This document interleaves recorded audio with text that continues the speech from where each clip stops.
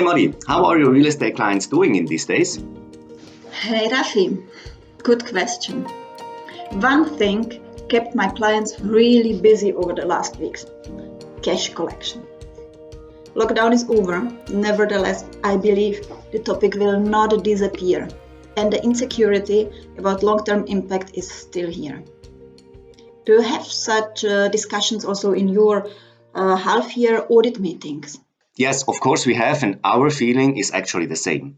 I have 2 points to mention here. First, what we see is that the overall impact on the real estate portfolios is still unclear, and we feel that some of our clients are very cautious when it comes to investing. Second point, we do, however, see several capital increases planned for the next couple of months, which gives us positive signs on the upcoming market activity. We have noticed there was actually not so much money around in the market in the last weeks, except for plain vanilla residential investments. The transaction activity has decreased correspondingly. Moreover, commercial portfolios hesitated to ask for already committed capital drawdowns because of the insecure times. Oh, that's surprising because the valuations we have seen so far do not show any significant volatility of the NAVs. So far, there was no significant impact on liquidity ratios in commercial or residential portfolios, and the outflows have actually recovered again, at least to a certain extent. At the beginning of the crisis, we actually assumed that there will be much more volatility, but it remained more stable than expected. This would mean that asset managers have gained back the trust of the investors, and the transaction activity on the market will increase soon, right? Yes, however, the estimation of the market values is and will remain a challenge, and also the valuation experts are still disclosing valuation uncertainties in their valuation reports. In addition, regarding the deferred cash collection, from an accounting and regulatory point of view, it is really important to assess and evaluate the impact of rent deferrals or reductions on the existing valuations.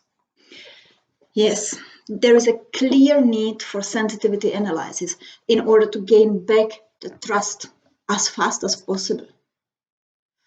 One point is the simulation of cash collection, but as second and perhaps more important, the sensitivity on cap rates needs to be looked at.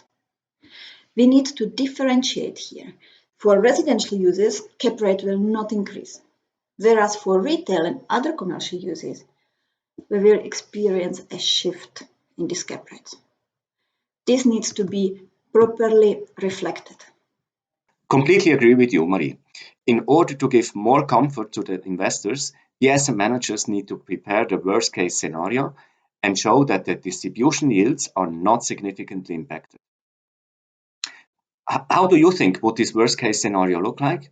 In a worst case, I would assume that on the one hand, cash collection for the commercial uses will decrease to the level of 40%. On the other hand, the cap rate increases need to be simulated. In worst case, I see 30 bp increase for commercial use, 10 bps for office, and residential will remain the same. As a conclusion, if the portfolio is not heavily impacted by such a negative scenario, the resilience is proved and the investors have enough confidence. Good point and very interesting insights. We will discuss this with our clients, as now many of them are preparing the half-year or year-end closings as per end of June. Oh, very good. Then I can expect an increased transaction activity in the market very soon.